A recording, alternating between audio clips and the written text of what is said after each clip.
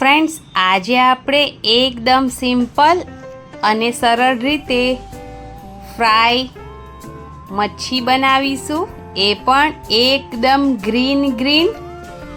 સ્વાગત છે તમારું મારી ચેનલ વાઘેલા ખાના ખજાનામાં. જો તમે હજુ સુધી મારી ચેનલને સબસ્ક્રાઈબ ન કરી હોય તો પ્લીઝ મારી ચેનલને જરૂરથી સબસ્ક્રાઈબ કરી લેજો. તો પહેલાં આપણે પેસ્ટ બનાવી લઈશું. તો તેના માટે મિક્સર જારમાં ધાણા એડ કરી દઈશું દાંડી સાથે, અને તેની સાથે 25 થી 30 નંગ પુદીના એડ કરી દઈશું. એક નાની ડુંગળી નાખીશું. તીખા લીલા મરચાં નાખીશું 3 થી 4. લસણ એડ કરીશું 5 થી 7 કળી જેટલું. તમે આદુનો ઉપયોગ પણ કરી શકો છો. મીઠા લીમડાના પાન એડ કરીશું. લીંબુનો રસ નાખીશું, એક આખા લીંબુનો, અને તેની સાથે એકદમ ગ્રીન આપણી પેસ્ટ બને એટલા માટે આઈસ ક્યુબ એડ કરીશું. તમારી પાસે આઈસ ક્યુબ ના હોય તો તમે થોડું પાણી એડ કરી દેજો.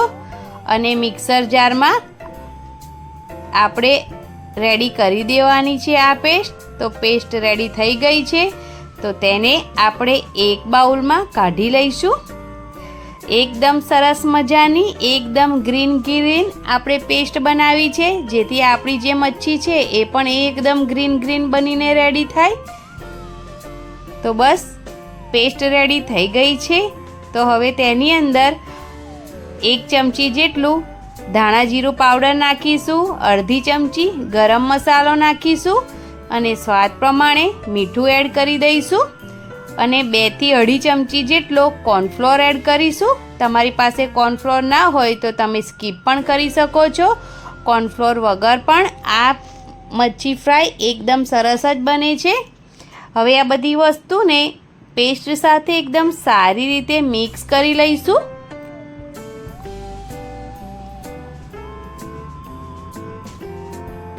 તો મસાલા પેસ્ટ સાથે એકદમ સારી રીતે મિક્સ થઈ ગયા છે. તો અહીંયા મેં 3 પીસ મચ્છીના લઈ લીધા છે, અને તેને એકદમ સારી રીતે ધોઈ સાફ કરી લીધા છે. હવે એ પીસને આપણે પેસ્ટની સાથે એડ કરી દઈશું. મને થોડી જગ્યા નાની લાગી એટલે મેં થાળીમાં કાઢી લીધી છે પેસ્ટ, અને તેની પર મચ્છી પણ મૂકી દીધી છે. હવે મચ્છી પર એકદમ સારી રીતે આપણે આ પેસ્ટને કોટ કરી દેવાની છે, ઉપર નીચે બંને સાઈડથી, જેથી જ્યારે આપણે આ મચ્છીને ફ્રાય કરીએ ત્યારે એકદમ સરસ મસાલો મચ્છી પર આવી જાય અને એકદમ ગ્રીન આપણી મચ્છી ફ્રાય થાય. તો ઉલટ પુલટ કરીને બધો જ મસાલો એકદમ સારી રીતે આપણે મચ્છી પર કોટ કરી લેવાનો છે.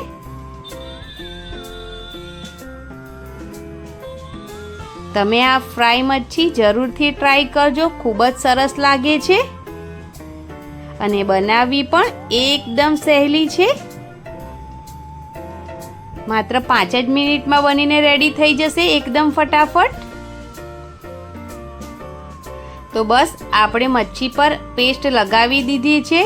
હવે તેને 2 કલાક જેટલું આપણે રહેવા દઈશું, રેસ્ટ આપી દઈશું. જો તમારી પાસે એટલો બધો ટાઈમ ના હોય તો તમે તેને ફ્રીજમાં અડધો કલાક માટે રેસ્ટ આપી દેજો, જેથી બધો જ મસાલો મચ્છીમાં એકદમ સારી રીતે મિક્સ થઈ જાય. તો અહીંયા 2 કલાક પછી તમે જોઈ શકો છો કે મચ્છી એકદમ સરસ રીતે મસાલો પણ ઉપર ચોંટી ગયો છે. તો હવે આપણે આ મચ્છીને ફ્રાય કરી લઈશું. તો અહીંયા મેં એક પેનમાં 2 થી 3 ચમચી જેટલું તેલ નાખી દીધું છે, અને તેને ગરમ કરવા માટે મૂકી દીધું છે. આપણે વધારે તેલનો ઉપયોગ નથી કરવાનો, એકદમ ઓછા તેલમાં પણ મચ્છી એકદમ સરસ ફ્રાય થઈ જશે.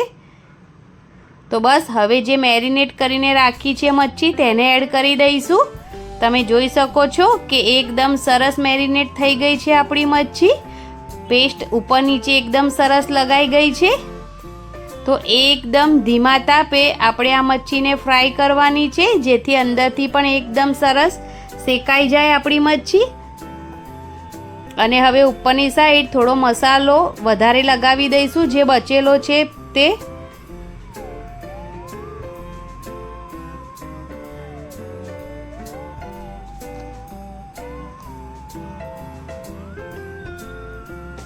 એક સાઈડથી એકદમ સરસ શેકાઈ જાય પછી આપણે તેની સાઈડ પલટવાની છે. એકદમ ધીમા તાપે આપણે આ મચ્છીને ફ્રાય કરીએ છીએ એટલે 2 થી 3 મિનિટ જેવું એક સાઈડ ફ્રાય થવામાં લાગે છે. મચ્છી એકદમ ફટાફટ શેકાઈને રેડી થઈ જાય છે એટલે આપણે એકદમ ધીમા તાપે શેકવાની છે જેથી મસાલો ખૂબ જ સરસ મચ્છી ઉપર ચોંટી રહે અને મચ્છી અંદરથી પણ એકદમ સરસ ફ્રાય થઈ જાય.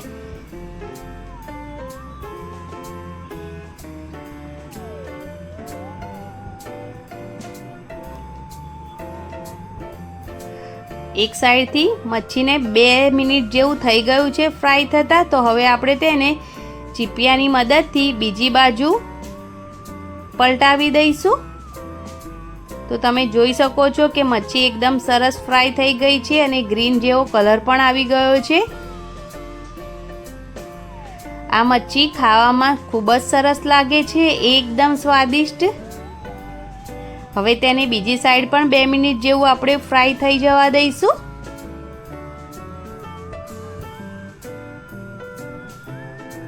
તમે લાલ મરચું પાવડરનો પણ ઉપયોગ કરી શકો છો પણ મેં અહીંયા એકદમ ગ્રીન જ મચ્છી ફ્રાય બનાવી છે એટલે મેં બધી ગ્રીન જ વસ્તુ એડ કરેલી છે. આપણે થોડા મીઠા લીમડાના પાન એડ કરી દઈશું તેલમાં જેથી ખૂબ જ સરસ સુગંધ પણ આવે આપણી આ મચ્છીમાંથી. આપણે અંદર પણ એડ કરેલા છે.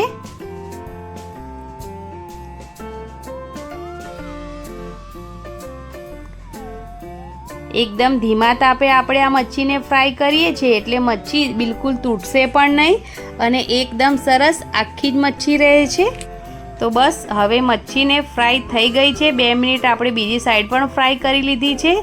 તો હવે તેને આપણે એક વાસણમાં કાઢી લઈશું અને જે તેલ ને એવું બચેલું છે તેને તમે આ મચ્છીની ઉપર પણ નાખી દઈ શકો છો. તો બસ આપણી મચ્છી ફ્રાય રેડી થઈ ગઈ છે.